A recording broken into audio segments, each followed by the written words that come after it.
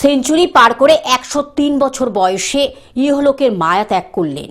Century পার করে 103 বছর বয়সে ইহলোকের মায়া ত্যাগ করলেন ঠাকুমা। শেষ যাত্রায় ব্যান্ড বাজিয়ে খোল করতাল হরিনাম সংকীর্তনের সঙ্গে নাচতে নাচতে ঠাকুমাকে নিয়ে গেলেন নাতিরা।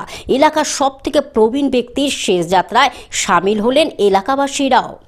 সেঞ্চুরি পার করে তারপর ইহলোকের মায়া ত্যাগ করে পরলোক গমন করেন ঠাকুমা। তাই চোখের জলে শেষ যাত্রা নয়, ব্যান্ড বাজিয়ে খোল করতাল নিয়ে নাচতে নাচতে ঠাকুমার শেষ যাত্রা করলেন নাতিরা।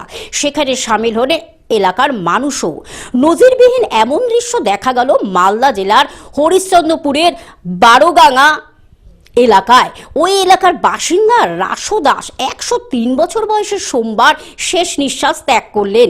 এলাকায় তিনি ছিলেন সব থেকে প্রবীণ বাসিন্দা, এলাকার একমাত্র ব্যক্তি যিনি বয়সের সংখ্যায় সেঞ্চুরি করেছেন।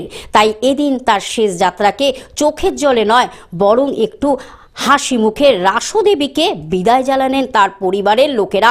ব্যাপারটা হচ্ছে ইনার বয়স হচ্ছে 103 বছর বয়স। তো ইহলোক ছেড়ে পরলোক গমন করেছেন। তো আমরা গ্রামবাসী মিলে সবাই মিলে উৎসাহিত হয়েছি যে ইনাকে আমরা আনন্দ সহকারে বাটি সহ বাজনা সহ ব্যান্ড পার্টি সহ আমরা খোলকরতাল সমেত ইনাকে শ্মশানে নিয়ে এসে শেষ যাত্রায় নিবেদন করব।